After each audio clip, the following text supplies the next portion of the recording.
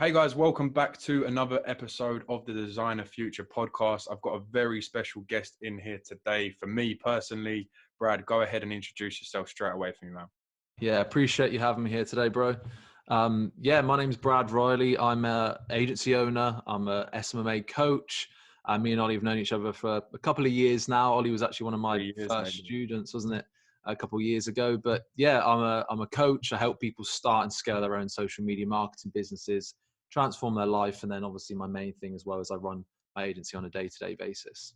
Wicked, cool. So I really just want to keep this like short and punchy as well. So for someone that's jumped on this video and they don't know what an agency is, just Yeah, explain that in about 30 seconds for me. What is it sure. that you do for these clients? Yeah, sure. So, social media marketing agency is super simple, really. It's a real basic concept. I have me and I have my team, and we offer Facebook advertising and social media management services to businesses. So, whether somebody wants to come on and they want help posting and growing their social media following on their Facebook and Instagram, we will help them do that.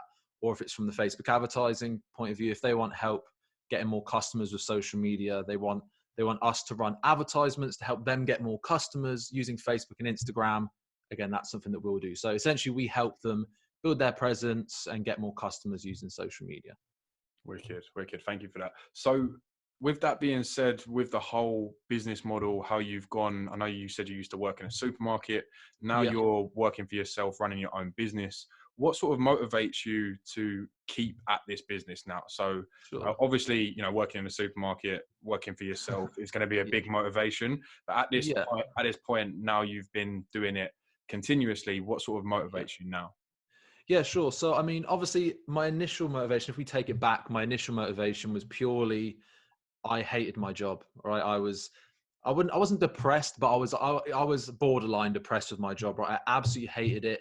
I was a university student at the same time, completely just doing it because society told me to, and not because I had any passion for it. Right, so. The reason I actually initially started my business was out of desperation to get out. I didn't want to be at uni. I didn't want to be stacking shelves. I knew, even from a very young age, I wanted to start my business. But the way I grew up, I was always under the idea that I needed money to start a business. I come from, again, no money, no silver spoon. I built it all myself. So at that point, I was like, right, I hate this job. I hate uni. I always thought, I want to start a business one day. So I finally managed to jump headfirst in with social media marketing. But so initially it was like the desperation and obsession to get out. But now it's my purpose. So for the first, and I still run my agency. It's great. It's a cash flow business. Okay. It does generate cash from my business. But for me, that's all it is. My main focus right now is my purpose, my mission, which is my training company, which is where I train and teach people how they can build their own businesses. We've had hundreds of people who have quit their jobs, land clients, earn money. We've had people travel the world because of it. So for me now, it's less focus on my agency. I still grow it. I still get clients. I've got systems for that. That's not my main passion. That brings the cash flow in. For me, the reason I get up every morning and the reason I'm motivated is because I got a bigger purpose, which is to help people who were in my position, when I was hating my job, no direction, confused, no clarity on what to do. I would have done anything for a mentor back then to help me. And again, I suppose it's me looking back thinking, me back then, I could have benefited so much with someone like me in my shoes now to help mentor and guide them. So yeah, it was start with desperation, and then it turned into having my purpose and my mission, which is to help people start their own businesses. Wicked, cool. And I know for a fact, being in that community as well, you daily are putting out resources, information, and pretty Mm-hmm. much anything you can to help these people, these students, should I say, to Yeah. obtain their goals. So yeah, firstly, like, congrats for that, man. It's Thank a you, bro. great little community. Appreciate it. So as an online entrepreneur, what are some of the apps that, if I said to you tomorrow, like, I'm taking those apps away from you, would make Yeah. your business crumble? Slack, man. Slack is the best app on the planet, man. I love it so much. Um, Slack is fantastic. I mean, for the first 12 months of my business, I never used it. And for anyone who wonders what Slack is, it's just a communication tool. So I use it to communicate with my team members, my virtual assistants, my Facebook advertisers, my designers, all those people. And I also use it to communicate with my clients as well. So because I have everything in there all in one place, it's almost like my virtual office, I call it. Yeah. I would be screwed, right? I'd be on email, text message, phone calls all the time. It would just be an absolute shambles. So Slack would be the first one. It's also super cheap. The next one, what are we thinking? Maybe ClickFunnels as well. I'm a big fan of ClickFunnels. It's kind of expensive, but for someone who runs a less of an agency, if I could do without it from an agency point of view, but for my training business, like I have all my products on there. I've got my members area on there. So if you took that away from me, again, that would probably be an issue. How many do you want? One more, do you reckon? One more would be good. One more. And we got to talk, and as well, like I'll just jump in, sorry, and just say like Zoom as well is definitely a big one. Yeah, I was going to say Zoom, to be fair. So you can either have that. Yeah, Zoom's a good one. What's one more? Yeah, Zoom, or what are we thinking? Maybe a Hootsuite or something like that as well, just for scheduling posts out. I think you can do a lot now with Facebook's Creator Studio and schedule posts inside of that. But for things like LinkedIn and Twitter and that, Hootsuite helps me automate and my team to just schedule out all the posts. Because when I first started, I had no team. I would do it all myself, right? So it's like I used to manually post my clients every day. It would take up so much time, whereas Hootsuite automates that whole process. So yeah, Hootsuite would be a third, I would say. Okay, cool, wicked. Because I've had my ups and downs with Hootsuite, and then I think when you're in this sort of space as well, you're always looking for like the better software or the better platform that you can simplify your processes. And yeah, I think Hootsuite probably is up there with all of the ones I've trialed. So yeah, definitely. Especially for price as well. I'd say Sprout Social is probably the best social management tool, but it's just super expensive. So yeah, value for money wise, Hootsuite's decent. Have you, just as a little side question, have you ever used Zoho Social? I've not used it. I've heard people speak about it. I've heard mixed things. I've never used it. What about yourself? No, I mean, I've tested it like very, very basic, but yeah, I just wanted to see your opinion. No problem. Next question I wanted to ask, I know you're a big book reader. I know you're very much into your studying, whether it's, books, courses and stuff like that. What would be the top book you would recommend to a new entrepreneur watching this video? The top book. Okay, so what I'm going to do here, I'm going to go a bit out the norm, right? Because I could tell you all the books everyone else tells you, which is How to Win Friends and Influence People, 7 Habits of Highly Effective People, everyone knows those books, right? So I'm just going to skip the most popular ones and go to a book that is actually, it's not that well known, but in my opinion, is my favorite book. And it's called 168 Hours by an author called Laura Vanderkam. And basically it was one of the books that when I read, I think I read it when I just started my business, and it made such an impact on my life. It basically tells you how to manage your time, and it really makes you self-aware to where you waste time. So just in the short of it, it basically tells you to keep track every 15 minutes on a notepad or whatever, write down exactly where you're spending your time. So I did that for a week straight. I would write down, even if I was procrastinating or even the tasks I was working on, I'd write down every 15 minutes exactly what I was doing every hour of the day from the second I woke up till I went to bed. And then what you do is you add it all up at the end of the week, right, or the end of the day. And I was looking and I was spending so much time on useless, wasteful tasks. But I was honestly under the opinion, like I was hustling. You're hustling. Yeah, I was like, I'm hustling. I'm doing all this stuff. And then I was like, I'm working 18 hours a day. And then I look actually and I add it all up and I'm like, well, this isn't bringing me any results, but I'm spending 3 hours a day doing this. I'm spending 2 hours a day cooking, washing, cleaning. I'm spending 3 hours a day on the Xbox. And before, I'm working like 4 hours a day, So I was like it really opened my eyes a lot to that. So yeah, 168 Hours. It's a really, really fantastic book. Wicked, cool. Well, my next question was, do you use ClickFunnels, which you've already addressed for me, so we'll skip over that one. Do, yeah. That one's a question I like to ask pretty much anyone we interview on here, just because there's so many different opinions on it, should I say. But I feel like everyone that uses it will vouch for it and they'll die for it. So I definitely appreciate that. It's an expensive software, right? But like anything, you get what you pay for the most part. If you want to hire, in the professional mirror, and if you want to hire a Facebook advertiser, you pay someone $100 to run your campaigns. You're going to get the results of someone you've paid $100 for. You pay someone $500 to run your campaigns, you're likely going to get better results. Same way with ClickFunnels. There's all these knockoff budget versions. Some of them do the same thing, but the community that ClickFunnels have built. Like even what I love with ClickFunnels as well, you go onto their website, type in a question, and they've got videos there pre-made, FAQs, how to overcome it, how to do it. So for that premium, I'm happy to pay the price. You know, it is expensive, but I don't think there's a better product on the market personally. Of course, yeah. And like you said, if you've got one client, then that's going to be paying for the cost of it as well, right? Yeah, exactly. Yeah. And by them putting in certain systems, like, you know, like the onboarding funnels and stuff, that's what's going to help you to scale and bring more clients in. Next question is, do you use cold emails at all, whether that's within your personal branding or your agency? So no, I don't. I do send out emails to acquire clients like that, but it's not ever cold. The approaches I've always gone for in my business, the approaches I mainly teach are warm approaches. So go to people who are looking for help with social media marketing services. They're already wanting help, and then approach those.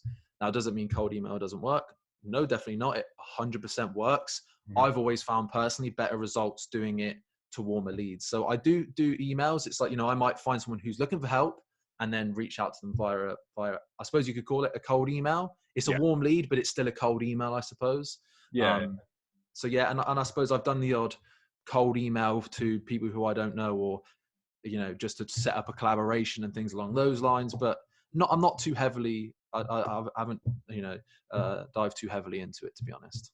Wicked. No, cool.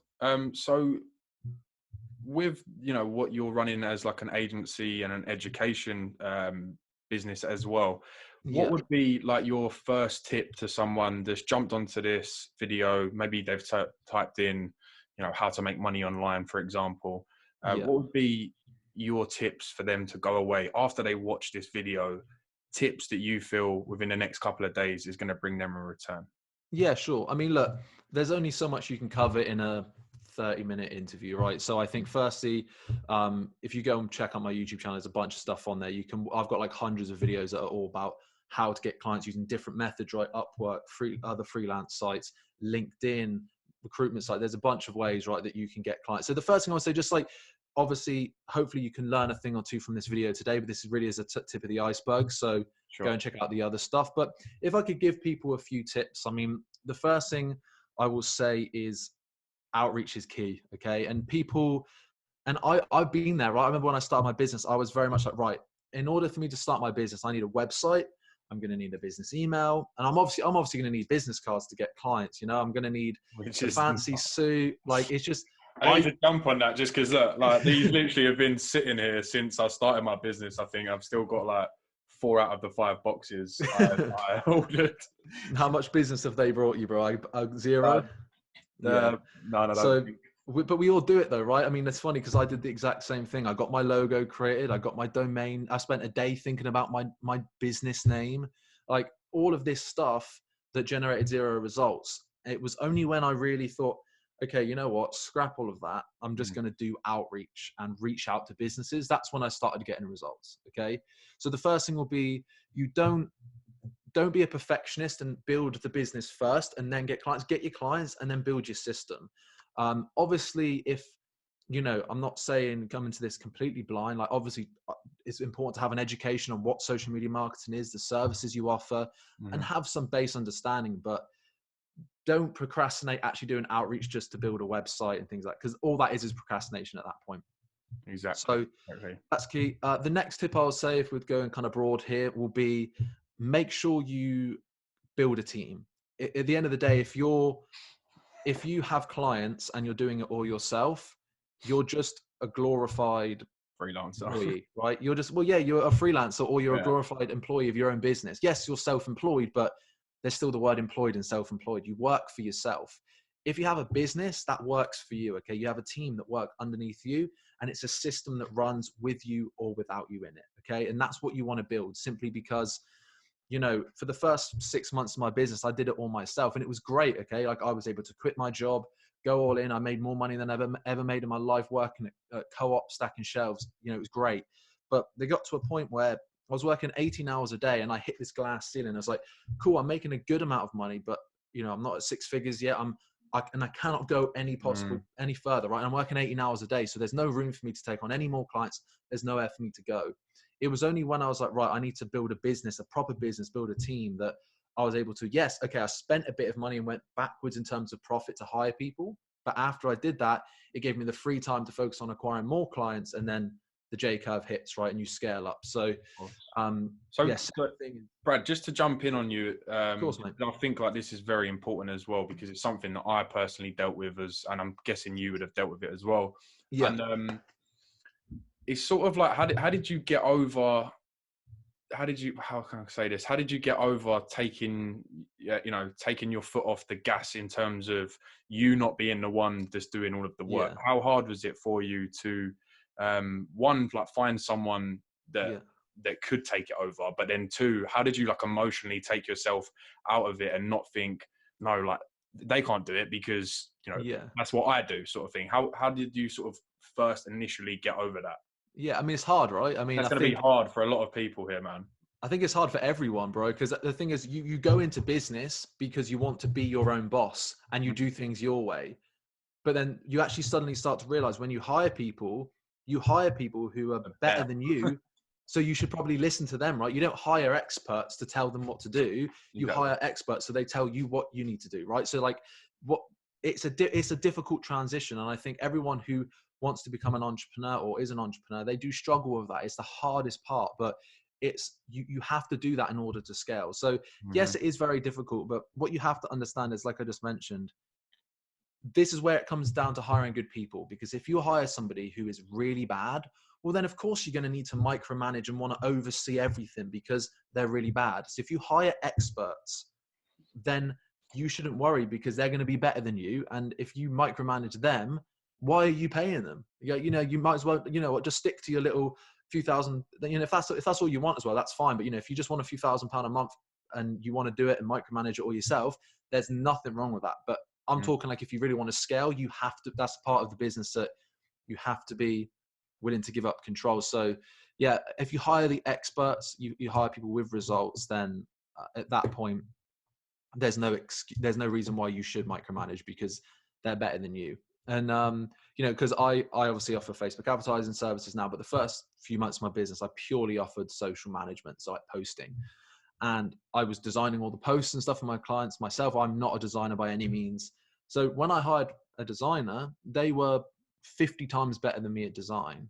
So it was kind of easy for me to let go of that section. What I struggled with was writing the captions, scheduling. But at that point there, it's like, okay, I have my way of doing things. So I need to train my team to do it that way. So if they're not doing it as you want, then don't micromanage, train them to do it how you want them to do it. And if they don't understand, that's fine, find somebody else. But you want to be able to find someone who can replicate, emulate what you were doing or do it better. And then, that's how you kind of overcome that. And that's how I did personally. Wicked. So my last question is actually about teams and outsourcing. So we've sort of like dived into it a little bit with that last question, but just talk to me a little bit how, you said you went from working by yourself to now having a team of about 6 people, I think you said. So how does that sort of look for you on like a daily basis in terms of, how did you recruit them, or how did you get them on board? What does your day-to-day look like with them in terms of communication, obviously through Slack? Do you have like weekly catch-up calls with all of your employees or anything like that? Yeah, sure. So happy to run through it. So I've got, my business has kind of taken a transition over the last few years. So initially, obviously, it all started virtual, all online. Over a year ago, I made my first in-house hire. Obviously, we're going through the coronavirus pandemic right now, so they're not sat in the office with me. But normally, I hired a guy to be my personal assistant, and then he then transitioned and trained him to become a Facebook advertiser.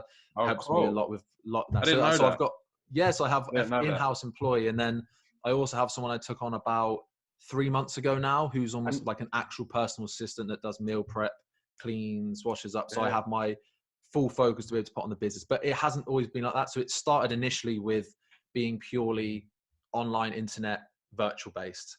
And most of my team still is, by the way, but I'm slowly transitioning now to take in more in-house employees, and I'm looking to get an office space over the next, well, it depends how long this thing goes on, but maybe the next like 12 months or so, maybe 2022, mate, who knows? But So yeah, so anyway, I've got a handful of people online. It all started by one at a time, right? It was finding the areas I'm spending my most time. So for me, I'm spending so much time designing the content and creating the content, and I'm not good at that. So okay, this has taken up 80% of my time. That's what I need to automate first. So I found somebody. It started by going on to freelance websites, looking for graphic designers. And again, I was kind of lucky. I found my graphic designer within the first like 1 or 2 days. We built a really good relationship. Price was good. I realized very quickly, like, hang on, my client's paying me $600 a month and I'm able to automate this for $50. And I was like, crazy. So I can now handle the captions and do the scheduling myself. And then it slowly transitioned into, right, well, okay, I'm spending a lot of time on these captions and scheduling. So then I trained my designer how to do the captions and the scheduling, upped his price a little, and then he did it. And then it was like, okay, cool. I want to start off from Facebook advertising services. I haven't got experience with Facebook ads. So what I need to do is find an expert. So that's how my team started to get built, right? And then to the point it was like, well, I'm spending all my time now doing outreach. Well, let's find somebody, a VA, to do the outreach for me. So that's how I've always run my business. That's still to this day how I make my hiring decisions. It's where am I spending the most time, or where am I getting the least enjoyment, or what's my opposites, right? If I'm really good at this, what am I bad at? And then hiring for what takes the most time, what I enjoy the least, or what I'm worst at, right? That's ultimately what I hire for now. Those are how I make my decisions. Obviously, when cash flow was lower in the beginning, it was all online, virtual based, freelancers, per project basis, a lot cheaper. Obviously, since the business has been growing over the last couple of years, I've now been able to take more employees on payroll in-house and do things a bit higher up. But obviously that's been a process. So Of course. yes, finding talent is super important. It's that probably one of the hardest things you can do. You know, that they always say hire slow, fire fast. And I completely agree. It takes time to find good people. So don't rush it just because. But yeah, freelance websites, Facebook groups, there's some really great places to find people. Wicked, cool. So yeah, sorry, just to jump back into that a little bit, what does your communication, obviously you're using Slack, but what does it sort of look like with your employees now using Slack? Yeah, so we discuss, me and my team speak every day. Okay, it's really important. I'm a very hands-off person, right? If you hire someone to do it, you train them, you let them do it. But I just like to be kept in the loop. Okay, so it's like every day I want updates from my team members. Like my outreach VA, we have a system where they fill out a form with the exact amount of outreach they're doing every day. So I can track that. So we don't have to have a call every single day. As long as I can track the document, I know what they're doing. Like, I'm a busy person, she's busy. Like, there's no meetings for the sake of meetings is pointless. So there's no point being on meetings all day. I normally have we'll normally have a call every week with most of my team members. It just depends. It's not always necessary though. Like, especially with my in-house team, I see them every single day for the most part. So we kind of, we meet every morning anyway, if that makes sense. We always know what's going on. But if you've got a purely virtual based team, and when my advertisers before, obviously now I trained up my in-house person to become my advertiser, and he's better than any ads person I've ever hired because I put the time in to train him. But the funny thing is when it used to be online based and I had an online virtual Facebook advertiser, I would have a call every single week, Mondays, Fridays, whatever you want it to be. You need to be kept in the loop. Yeah. Okay. Because it's for accountability. Like, you need them to be accountable, right? And you need to let them know, like, you're making sure you're on top of it. But when you hire people, it's not, people use the word outsourcing, right? And outsourcing, I don't really like that word, because outsourcing, okay, if you're outsourcing your accounting or if you're outsourcing some virtual assistant stuff, yeah. But if you're hiring like a Facebook advertiser, that person needs to become part of your team. So you better well be in communication with them. You better manage, you better know what's going on inside your client's ad accounts. You don't have to micromanage, but you need to know what's going on as a manager, right? As the owner of your business, you need to, I still bring ideas, strategy to the table and stuff like that. But I think at least once a week, having a team call or individual calls where necessary is really important for sure. Because else, like I said, they're just outsourcing and you're not actually building a team. Nice, wicked. Just something I'd like to ask with all of that being said, on terms of like the content creation side of things, because you obviously said you need to have some sort of input with, creating a strategy and stuff like that. So say for example, today you sign up a new client, right? They, let's imagine everyone watching this knows that they go through like your onboarding funnel. Yeah. But then, you've got all of their information and then you've got your team. What do you do from that moment? Because it's all good having an onboarding funnel, but you Yeah, still need to then have everything created from there, right? So for sure. are you involved in that process as well? So from a content creation standpoint, no. Like my management service is completely automated because I've spent years training my team members. So because I've offered management for the longest time, I've got a really good system with my social media manager. So he knows What type of exactly what I content to like, post, right? And just we've stuff like worked that? with so many clients, right? So he knows I'm going to put some testimonial designs here. Like he knows what to work with. He knows exactly Sure. what I want, right? We've got so much rapport because we've worked together for several years and worked with tens, if not hundreds of clients at this point, that we know what we want from each other. Okay. So that with management and content, no, actually, it's like they fill out the onboarding, the links get put into the onboarding of the content, they Hmm. fill it out with their branding guidelines. He takes it, he goes and does what he needs to do, That's it. provides it, and it's set, right? So Lovely. at that point, no, it's a little bit different with ads because with ads clients, we're talking, we're spending somebody's money to acquire customers. Mm. What's the data look like in their ad account? How much pixel data have they got? Who's their audience? What offers have we got? Have we got any discounts to run? There's more strategy, I would say, involved with an ads client than there is a management client. Sure. So because of that, normally when we onboard, what we'll do is we'll have 20-30 minute meeting where I'll sit down with my advertiser and we'll discuss strategy. And then once strategy's in place, again, I've got a business to run. You're the Facebook advertiser. You set the ads up. You do your thing, right? But I like, it's very good for me to come in, and I think two eyes are better than four eyes in that case are better than two, right? Two pairs of eyes, because you can bring different ideas to the table, different strategies, and ultimately you'll progress quicker than with something like management, where it's like we've worked together so long. It's whether you've got 100 followers or a million followers, you're probably going to post the same type of content. Hmm. So it's less strategy involved with that, I would say. But yeah, Wicked. Cool. about an hour or so, half an hour with ads clients. Nice, nice, cool. That's a good breakdown for someone, because I know that's something that everyone comes to me with, is like, right, but Mhm. I just give them the details and then they make all of them. Because I've had it multiple times where I tried to be like as hands off as you can. But like you said, it's all about hiring the right person. And Yeah, then they send you certain stuff back and you're like, no, that doesn't really make yeah, sense. But cool. So just to finish up the last couple of minutes, I'd really like to know a little bit more about you and where you see yourself and the business going yeah, maybe in the next following year. And I'd love to have yeah, you back on and just hopefully we've checked those goals off, right? yeah, 100%. So for me, I don't think too much in terms of 12 months. Okay, like I've found what my purpose is, and just on a quick side note, I think for me, my agency is a cash flow business. Okay. I've done it for 3 years. It was what got me out, quit my job. I mean, to earn a decent income, travel. Like it was what started everything for me. And I Mm. love, and I still run my agency. I'm in it day to day, but for me, it's a cash flow business. I'm not super passionate about my agency. I like helping clients. I love Facebook ads, but it really is just a cash flow business. Okay. It cash flows my lifestyle. It cash flows my other companies or whatever. For me, my biggest passion is helping people. So because of that, because I found what my purpose is, I I don't think 1 year from now. I'm thinking, 10 years from now, 20 years from now. My big vision with the training business right now is, and you're in there, is the Entrepreneur Accelerator, which is the community that I've got going on, where we've got a bunch of aspiring entrepreneurs, SMMA owners. We teach and train them. We've got live calls, masterclasses, all of that stuff.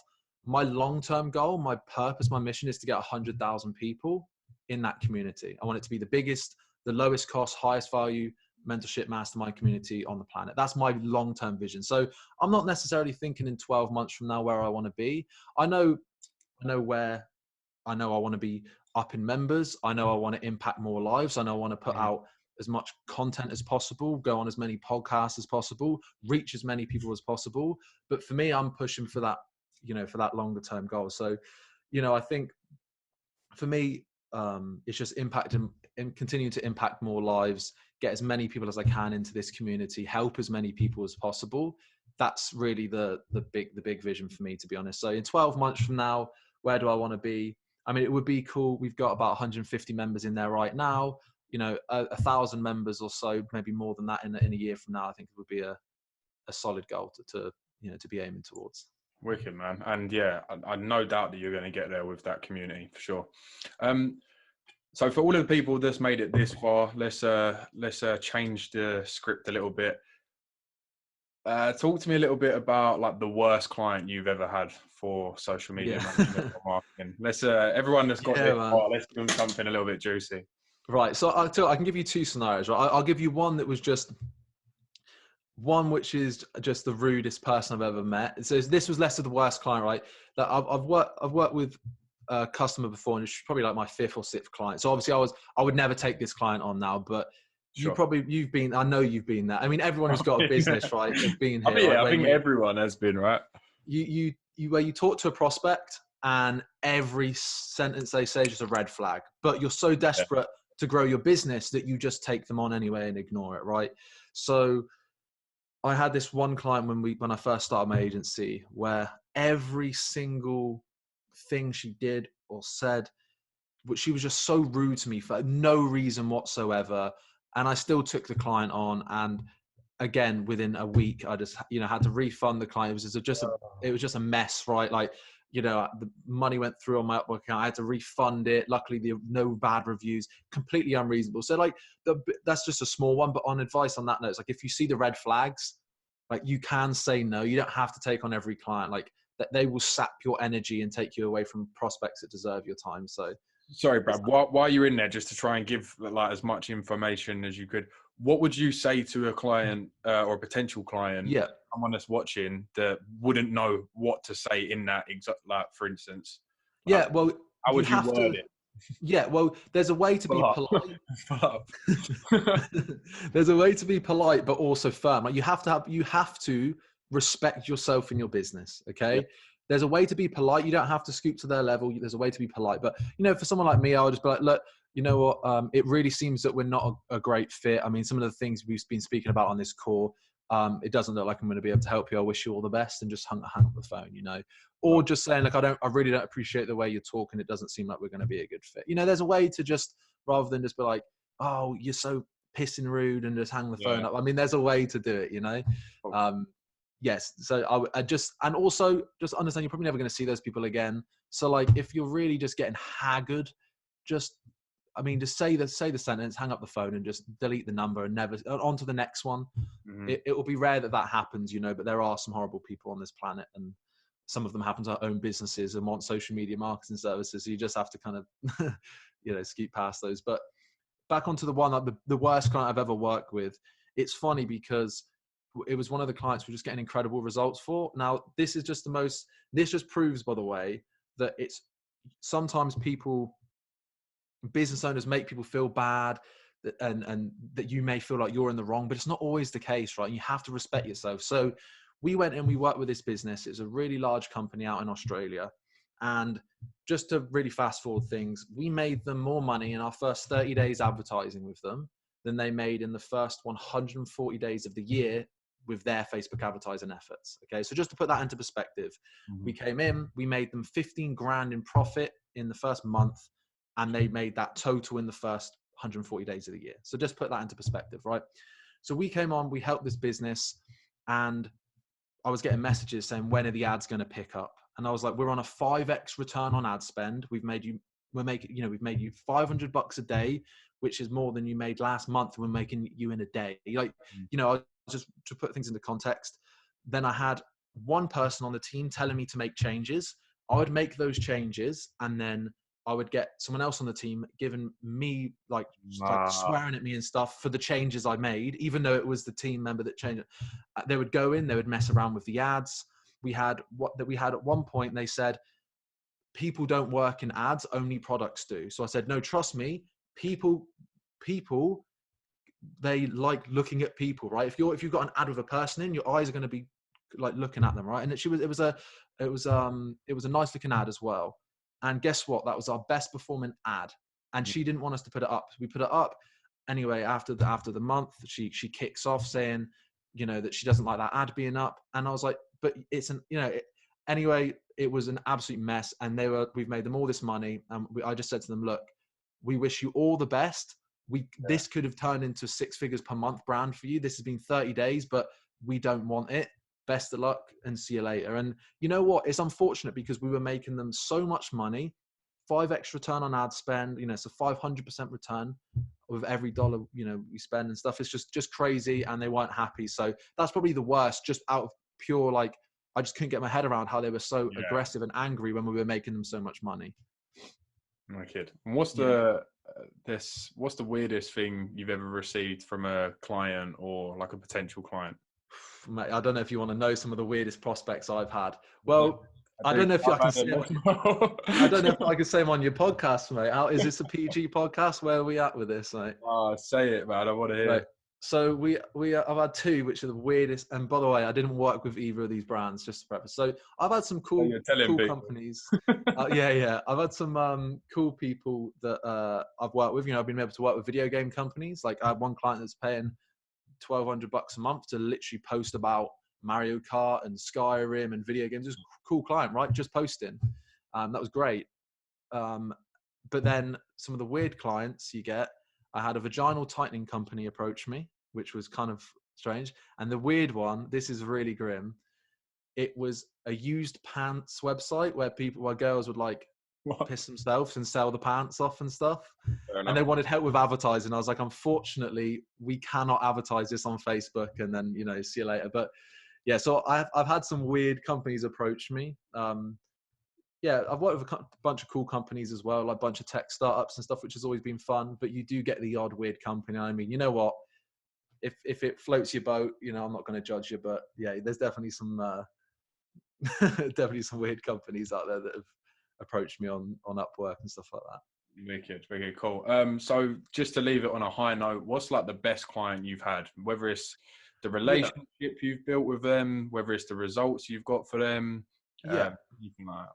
Yeah. So, I mean, there's a bunch of crazy results. There's a bunch of cool stuff. I mean, there's a couple of, and I don't know if I'm allowed to say the name of the client, but there's one client I work with right now, and they're an industry leader in what they're in. They sell, you ever watch MasterChef, right? And it's called sous vide, and it's basically where they make, they bag up like the chicken, and then they cook it within the bag so it tastes really nice. So it's one of the industry leaders in that thing, and it's a multi-million-dollar business. And that's a really, really great client because it's a high ticket retainer. They're really hands off. They're always helpful, but they always let me and the team do what we need to do. So a relationship like that, where they pay you what you're worth, they leave you to do the job, but they're also willing to help and answer any questions when you need it. Perfect client.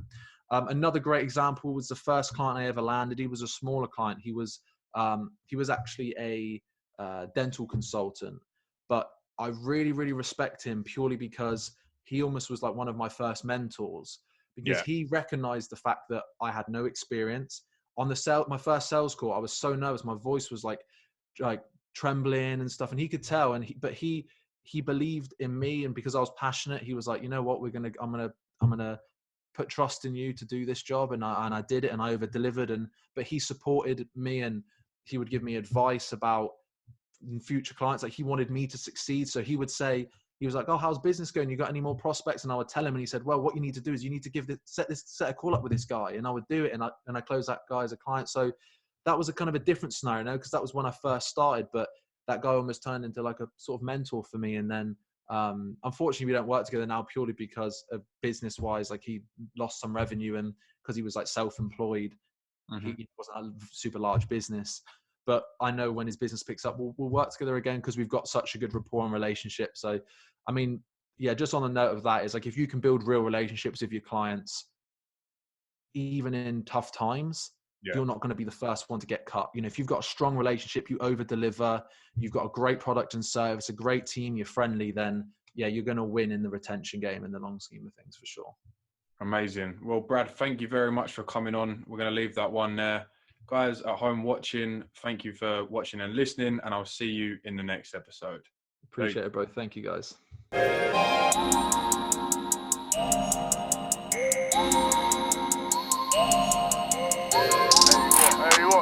Hollywood 6.